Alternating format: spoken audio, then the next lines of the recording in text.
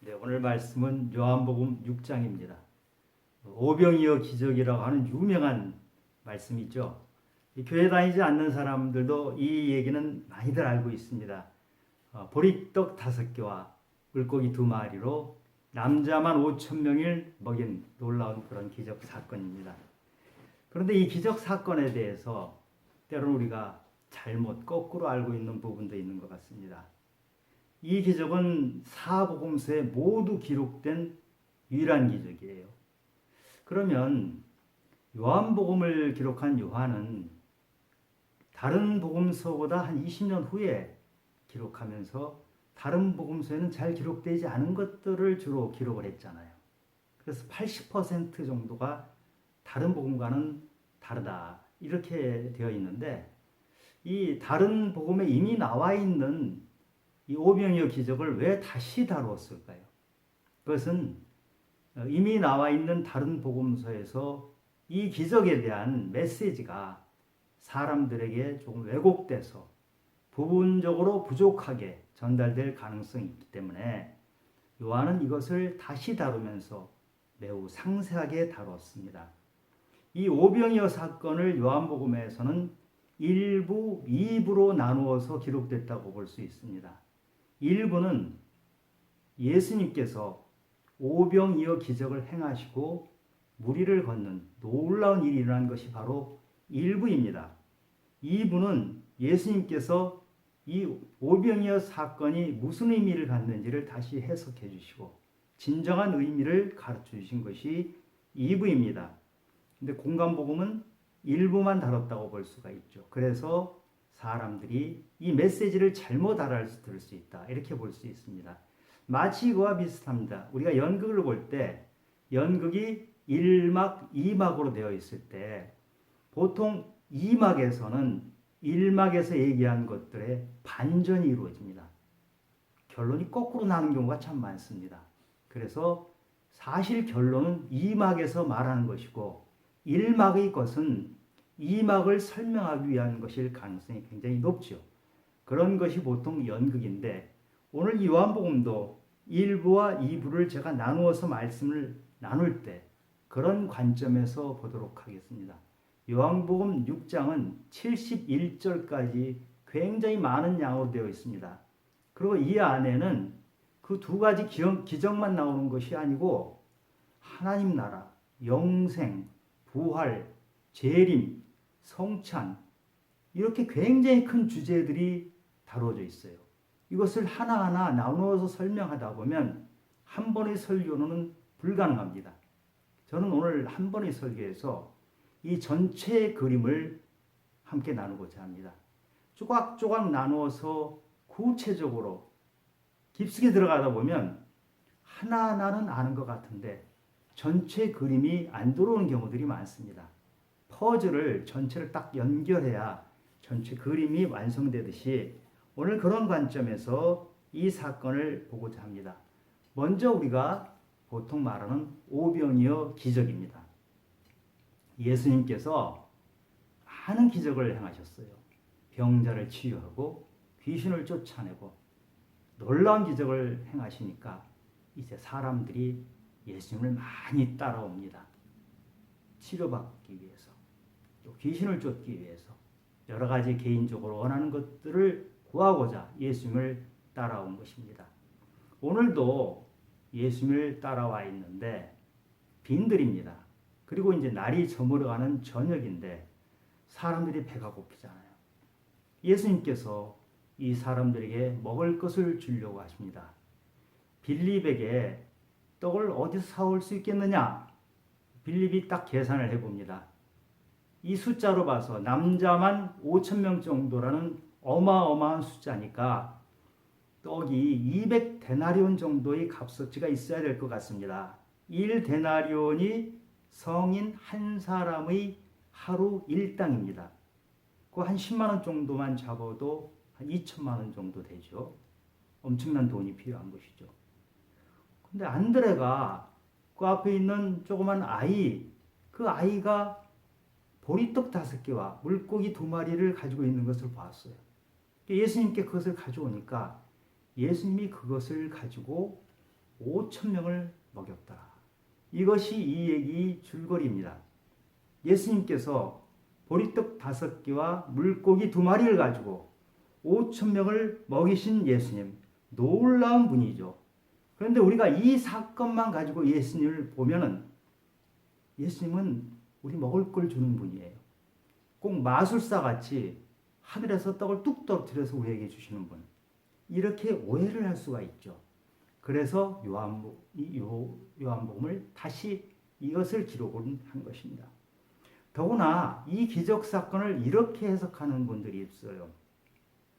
그 어린아이가 그 보리떡 5개와 물고기 2마리를 이렇게 내놓으니까 다른 5천 명이 넘는 사람들, 대략 한 10,000명이나 20,000명까지 되겠죠. 엄청나게 많은 사람들이 사실은 도시락을 하나씩 숨기고 있다가 하나씩 꺼내놔가지고 다들 배부르게 먹었다. 이렇게 이것을 해석하는 분들이 있죠. 이것이 전형적인 인본주의적 해석입니다. 성경을 우리가 이해하기 굉장히 좋은 구조로, 우리의 인간의 이성이나 합리성 가지고 충분히 납득이 되는 구조로 만들어주는 것입니다. 이렇게 해석을 해버리면 이것은 기적이 아니죠. 그냥 좋은 사람들이 선행을 각각 베푸는 정도의 것이죠. 예수님이 여기서 하신 일은 아무것도 없잖아요. 예수님은 이렇게 되면 그저 인격이 좋은 한 사람에 불과해지죠. 하나님의 아들인 예수님을 나사렛의 몫으로 다시 되돌려 버리는 것입니다. 성경을 이렇게 해석하는 건 굉장히 위험합니다. 성경을 있는 그대로 성경을 해석하는 것이 굉장히 중요하죠. 우리가 성경에다가 양념을 쳐버리고 때로는 성경의 어떤 부분을 내가 이해하기 힘들거나 내가 마음에 안 든다 해서 잘라버리고 이러면 성경이 왜곡이 됩니다. 고린도전서 4장 6절에 보면 기록된 말씀 바깥으로 넘어가지 말라. 이 말씀을 그리스도 일꾼들에게 준 것입니다. 특히 목사에게 준 것입니다. 목사들은 성경을 잘 해석해서 성경 말씀으로 벗어나지 않도록 말씀을 전해야 됩니다. 그래서 목사는 굉장히 위험한 직분입니다. 까딱 잘못하면 성경 기록 바깥으로 넘어가서 많은 사람들을 나쁜 곳으로 몰고 갈 수 있습니다. 많은 목사님들이 요즘 이렇게 설교를 합니다. 성경 구절을 하나 대놓고 얘기를 나누는데 그 얘기는 자기 얘기예요. 자기 철학이고 자기 주장을 얘기합니다. 그러면서 성경을 이용을 하는 거예요. 그것은 바람직한 자세가 아니고 그것을 계속 듣는 신자들은 성경 말씀이 중심이 되는 것이 아니고 목사의 개인 철학이 중심이 되어서 신앙생활을 하죠. 그러면 신앙생활이 굉장히 왜곡이 됩니다. 아무튼 오늘 오병이어 기적을 행하시고 예수님께서는 제자들을 먼저 갈릴리 바다 위로 보내시고 예수님은 바다 위를 걸어서 오십니다. 놀랍지 않습니까? 예수님은 사람들에게 떡을 주셨고 그뿐만이 아니라 바다를 마음대로 좌지우지하시는 놀라운 창조주의 모습을 보여주신 것입니다. 지금 이 두 기적 사건은 예수님이 바로 창조주다. 예수님이 바로 하나님이다. 이것을 보여주는 것입니다. 그런데 이제 다음 날 많은 무리들이 예수님이 지금 안 계시는 것을 보고 예수님을 찾아서 또 바다 건너 찾아왔어요. 왜 찾아왔을까요? 이 사람들은 오병이어의 기적을 맛보았잖아요. 대단한 기적을 봤습니다. 떡이 놀랍게 예수님이 손에 의해서 만들어지는 것을 봤던 이 사람들은 또 다른 기적을 원하고 예수님을 찾아온 것이에요. 그런데 예수님이 뭐라고 하십니까? 26절에 보니까 너희들이 나를 찾는 것은 표적을 본 것이 아니라 떡을 먹고 배불렀기 때문이라 이렇게 말씀하십니다. 참 열심히 예수님을 따라왔는데 이 무리들이 예수님에게 꾸중을 듣는 거예요. 너희들은 배불렀기 때문에 나를 따라온 것이다. 너희들을 또 배불르게 해주고 또 너희들에게 놀라운 기적을 해주고 너희들에게 또 치유해주고 이것만을 바라고 너희들이 나를 따라오는구나. 그런데 너희들은 내가 일으킨 오병이어 사건이 표적이라는 것을 알지 못하는구나. 여러분 여기서 기적과 표적의 차이점을 아시죠? 기적은 우리 인간의 상식으로는 이해가 되지 않는 그런 일이 일어난 것을 기적이라고 합니다. 근데 표적은 인간의 상식으로서는 이해가 되지 않는 그 사건이 바로 그리스도를 보여주는 것이다. 바로 하나님의 능력을 보여주는 것이다.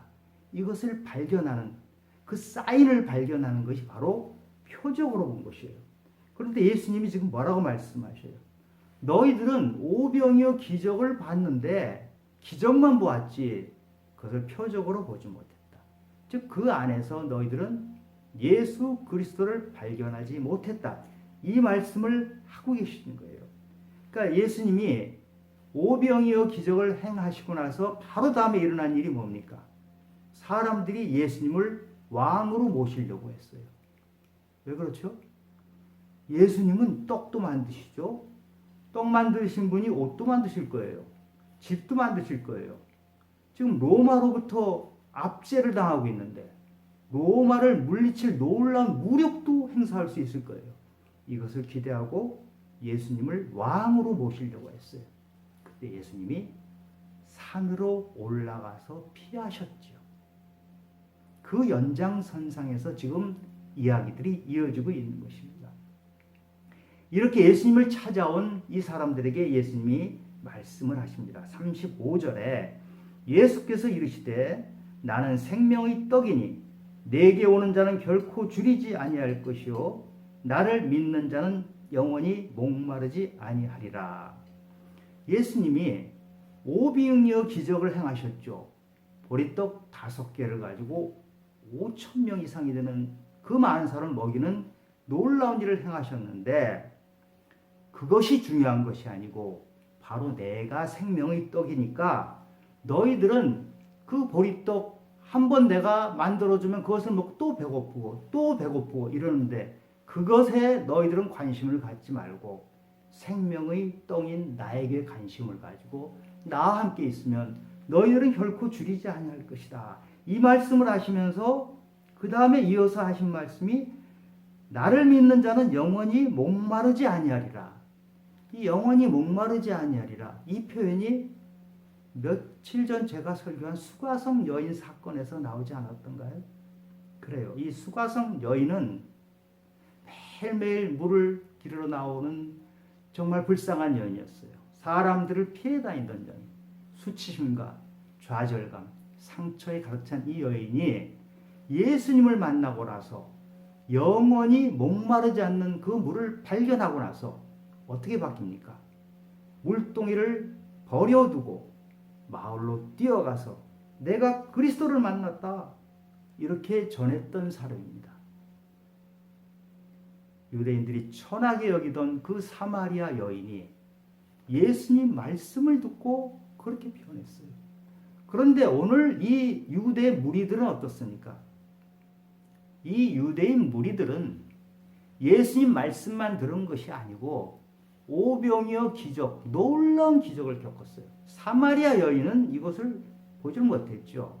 그런데 이 유대인 무리들은 놀라운 기적을 체험하고 예수님 말씀을 들었는데 이들에게는 예수님 말씀은 들어가지 않았고 기적만 머릿속에 있어요.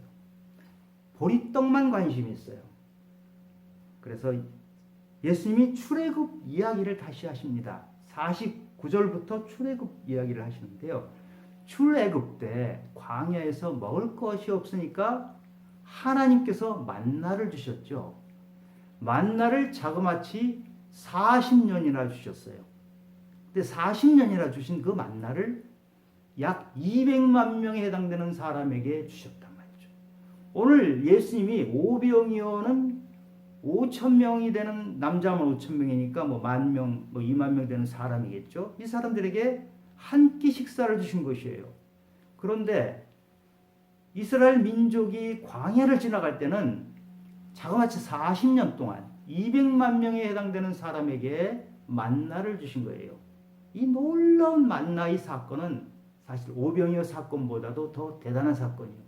그런데 이 만나 사건을 일으키신 하나님께서 그 만나를 주신 사건의 의미를 해석한 것이 신명기에 나옵니다. 신명기 8장 3절에 보면 3절 4절입니다.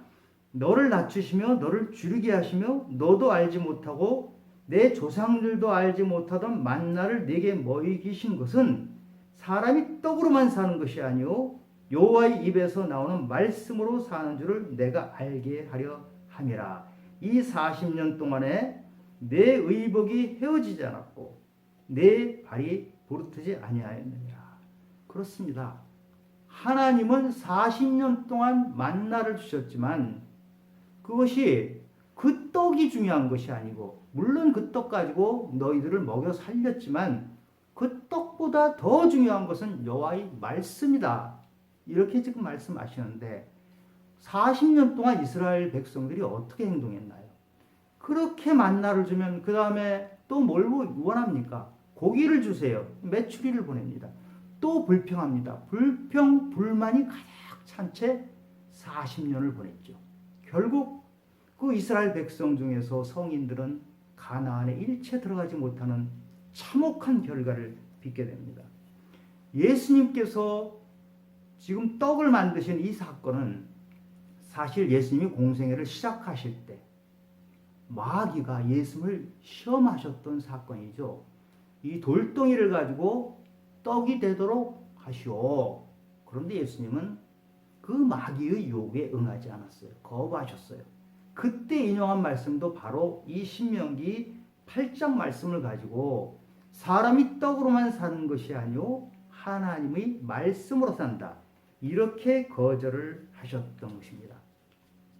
지금 무리들에게 말씀을 계속하시는 예수님이 말씀을 이어가십니다. 내 살을 먹고 내 피를 마셔야 영생을 얻게 된다. 이 무리들이 지금 이 얘기를 듣고 깜짝 놀랍니다. 아니, 예수님이 살을 먹고 예수님이 피를 먹는다니 우리가 식인종인가? 이런 생각을 했을 것입니다. 예수님이 이 말씀은 제자들과 최후의 만찬 자리에서도 다시 말씀하시죠. 그때는 너희들이 내 살을 먹는데 내 살은 바로 떡이다. 너희들이 내 피를 마시는데 내 피는 바로 포도주다. 그것을 너희들이 마시면서 나를 기념해라. 이렇게 말씀을 하시죠. 그것 때문에 우리가 지금 성찬식을 하는 것입니다. 예수님은 우리 때문에 십자가에 희생으로 돌아가셨죠. 그 예수님을 기리는 것이 바로 성찬식이고, 지금 어느 교회마다 파가 다르고 교회마다 지향하는 게 다를지라도 어느 교회든지 하는 것이 이 성찬식입니다. 그런데 지금 이 무리들은 이 예수님 말씀을 지금 알아듣지를 못해요. 알아듣지 못해서 그 다음에 나옵니다만 결국 예수님을 떠납니다. 여러분, 우리가 예수님의 말씀을 다 알아듣습니까? 저는 지금도 복음서를 보면 볼수록 너무 어려워요. 제가 오늘 설교를 하면서도 제가 다 알아서 설교하는 게 아닙니다. 제가 깨달은 부분까지만 말씀을 하는데 너무 어려워요. 그러면 어떻게 해야 됩니까? 우리가 하나님을 진정 신뢰한다 그러면 우리가 모르기 때문에 믿는 것입니다. 만약에 우리가 말씀을 다 한다고 하면 내 생각, 내 이성 가지고 하나님이 다 이해가 되는 하나님, 내 손 안에 들어오는 하나님이라고 하면 사실 그 하나님은 우리의 믿음의 대상이 될 수가 없죠. 하나님은 창조주시고 크신 분이고 우리는 피조물이면 당연히 나는 이 말씀을 다 알아듣지 못하는 것이 당연합니다. 그래서 우리는 믿는 것입니다. 믿음은 바꿔 말하면 내가 다 알지 못하기 때문에 믿는 것이 믿음입니다. 다 알기 때문에 내가 하는 것은 믿음이라고 안 하고 지식이라고 합니다.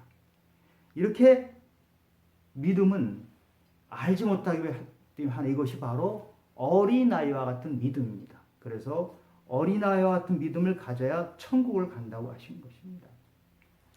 기본적으로 무리들이 원하는 것과 예수님이 하신 말씀, 예수님이 하신 행동은 달랐던 거예요. 그래서 무리들은 예수님을 이해하지 못했던 거예요. 예수님은 기적 자체가 아니라 기적을 통해서 하나님을 보기를 원한 거예요. 기적 자체를 통해서 사람들이 말씀 안으로 들어가고 그 말씀을 통해서 변화되길 원하신 것이죠.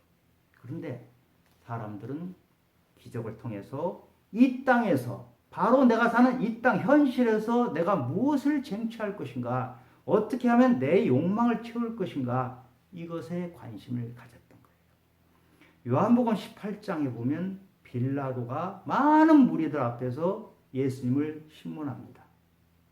그런데 예수님이 그때 답을 뭐라고 하십니까? 나는 왕인데 이 땅에서의 왕이 아니다. 내 나라는 이 땅이 아니고 다른 곳에 있는 나라다. 이렇게 말씀을 하시죠. 우리 보리떡 기적에 머물고 있는 이 무리들의 신앙을 보고 우리는 오늘 어떻게 우리 신앙을 갖춰야 될지를 가다듬어야 합니다. 그래서 이 예수님 말씀을 잘 알아듣지 못한 이 무리들이 어떻게 행동을 합니까? 예수님을 떠납니다. 무리들이 하나씩 떠나버리고 제자들도 떠나고 12제자만 남았어요. 이 무리들은 오병이어 기적에서 표적은 발견하지 못하고 뭘 발견했냐? 배불리 먹은 기억만 남아있어요. 그래서 사복음서 모두 이 장면을 설명할 때 무리들이 배불리 먹었더라. 배불리 먹어서 만족했더라. 배불리 먹는 것을 다시 한번 원했더라. 이 표현을 한 것입니다. 그런데 주님은 너희들이 그렇게 배불리 먹는 것 가지고는 한 번 한 끼 해결한 것밖에 안 된다. 너희들이 영생의 영원한 것을 구해야 된다. 그것이 바로 내가 생명의 떡이다. 이 말씀을 하시는데 말귀를 못 알아듣기도 하거냐 받아들이질 않고 떠나버립니다. 그런데 우리가 요한복음에서 예수님 말씀을 붙잡고 그대로 살아간 사람들의 얘기가 나오죠. 그 사람들을 예수님이 기뻐하십니다. 예수님은 물을 포도주로 바꾸신 분이죠. 예수님이 니고데모를 만나서 거듭남의 말씀을 주셨을 때 니고데모가 바뀌었습니다. 사마리아 수가성 여인이, 그 비천한 여인이, 갈 곳 없는 여인이 예수님의 말씀을 듣고 변해서 물동이를 버려두고 마을로 뛰어가는 놀라운 변화가 생겼습니다. 베데스다 병자가 38년을 누워서 아무것도 하지 못하던 사람이 예수님 만나서 다 치유되고 자기 죄에 대한 해결점을 찾는 그런 안식의 길을 찾아 나가는 구도자가 되었습니다. 오늘 무리들이 다 떠난 이 자리에서 예수님이 얼마나 허전하셨을까? 남아있는 12제자에게 예수님이 묻습니다. 너희도 가려느냐? 저는 예수님이 너희도 가려느냐 이 질문을 하실 때 얼마나 예수님의 마음이 아팠을까 생각을 해봅니다. 많은 양을 앞에 두고 좋은 말씀을 하셨는데 그 양들이 다 떠나버리고 딱 12명이 남은 거예요. 그런데 예수님이 하신 이 질문에 베드로가 대답을 합니다. 68절에 보니까 주여 영생의 말씀이 주께 있사오니 우리가 누구에게 가오리까? 이 12제자들은 예수님의 영생의 말씀을 붙잡고 제자의 길을 꾸준히 갔습니다. 물론 아직도 부족하기 때문에 많이 비틀거리기도 했지만 이들은 결국 사도의 길을 가서 예수님 말씀을 전하는 그런 제자로서 삶을 살았습니다. 그런데 12제자 중에 한 사람 가룟 유다, 이 사람은 신앙에서 실패를 하죠. 예수님을 팔아버리고 자기도 자살을 합니다. 왜 그랬어요? 가룟 유다가 계속 관심 가진 것은 물질적인 것이었어요. 이 땅의 문제에 대한 해결이었어요. 그래서 예수님이 정치적으로 로마로부터 유대를 해방시켜 주기를 끝까지 바라는 거예요. 근데 예수님은 내 나라는 여기가 아니다. 유대로서는 받아들일 수 없는, 가룟 유다로서는 받아들일 수 없는 얘기를 하시니까 예수님을 팔아버리고 결국은 자살까지 이른 것입니다. 주님께서 지금 우리에게 물으십니다. 너희도 가려느냐? 이 질문을 바꿔서 얘기하면 너희는 무리 중의 한 사람이냐? 아니면 나의 제자냐? 이것을 질문하시는 것입니다. 원래 인간은 탐욕적입니다. 인간의 본성이 선하지 않아요. 악해요. 그래서 탐욕주의고 이기적입니다. 우리가 예수님 만날 때 나의 욕심을 채우기 위해서 만나는 것은 뭐라고 할 수가 없습니다. 그래서 다들 오병이어의 기적을 맛보고 기뻐했던 것이죠. 배불리 먹고 좋아했어요. 그런데 생명의 말씀이 들어가면 변화돼야 됩니다. 하나하나 변화돼서 제자의 길을 가야 되는데 무리들은 예수님을 그렇게 만나 뵙고 예수님 말씀을 들어도 말씀이 전혀 들어가지 않아서 무리로 계속 남았던 사람들입니다. 이 사람들은 신앙생활을 하는 것 같지만 계속 기적만 찾고 다닙니다. 계속 보리떡만 찾아다닙니다. 그런데 예수님께서는 너희들은 내 생명의 떡, 나를 먹고 마시고 내가 네 안에서 살고 싶다. 내가 네 안에 살고 너는 내 안에 살고 그러면 너희들이 열매를 맺을 텐데 그것이 안 되는구나. 이 안타까운 마음을 보십니다. 우리는 어떻습니까? 저는 교회를 오래 다녀서 정말 예수님이 귀한 제자입니다. 이렇게 말하시는 분이 있을 것입니다. 과연 맞습니까?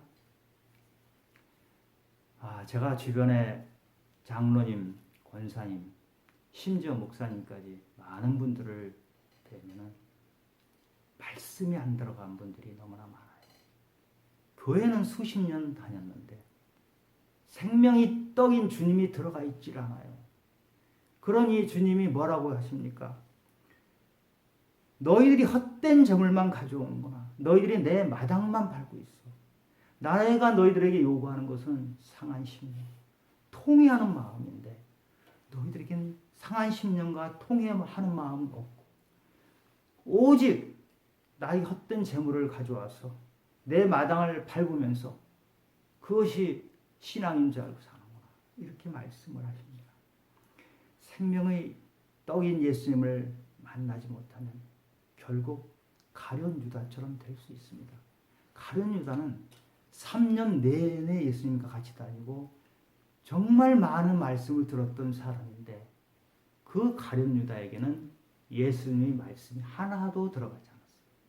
우리가 어떤 현장에 같이 있다고 해서 예수님이 제자가 되는 것이 아니잖아요. 예수님 옆에 3년 붙어 있다고 해서 예수님이 제자가 되지 않는 것이 바로 이 가룟 유다의 예에서 볼 수 있습니다. 지금 코로나의 시대입니다. 모든 사람이 큰 변화를 요구받고 있습니다. 예배가 제한되기도 하고 우리의 신앙의 방식이 지금 바꿔지는 것을 요구받고 있습니다. 정말 코로나 때문에 많이 힘이 들기도 하지만 이 시간이 어찌 보면 우리에게 하나님이 주신 우리를 재점검하는 시간이라고 볼 수 있습니다. 지금까지 나름대로 믿음 생활을 열심히 했다고 하지만 내 믿음이 과연 어디에 위치하고 있는지. 여러분, 교회를 열심히 다녔으니까 나는 괜찮습니다. 아닙니다. 교회는 더 이상 안전판이 되지 못합니다. 하나님이 때로는 이렇게 말씀하십니다. 너희들 교회에서 역겨운 냄새가 나는구나. 내가 냄새나서 그 교회 안에 못 있겠다. 그리고 바깥 벤치로 가서 혼자 앉아 계십니다.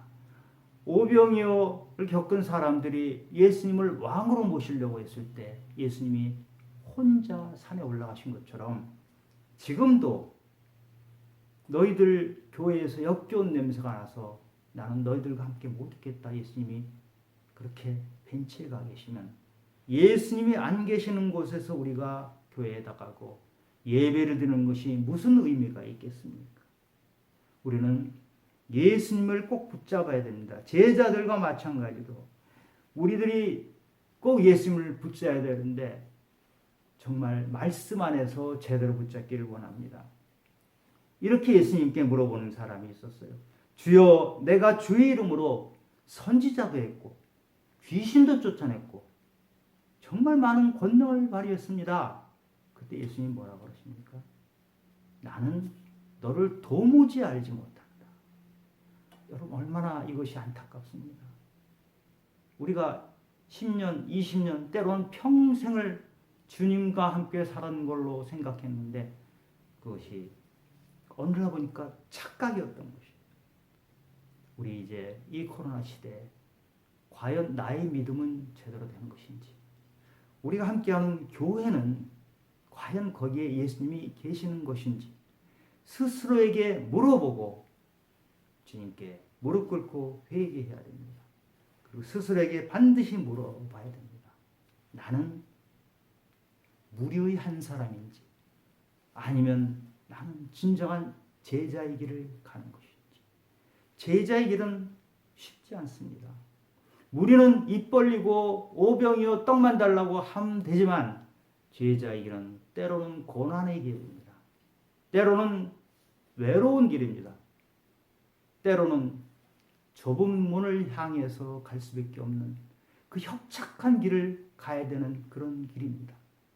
주님은 우리에게 내가 생명의 떡이니 너희들은 나에게 들어와서 나를 먹고 나를 닮아가라 이렇게 원하시는데 과연 우리는 예수님을 얼마나 닮아가고 있는지 많이 부족하지만 우리가 만약 예수님을 닮아가고 있다면 우리는 바른 길에 서 있는 것입니다.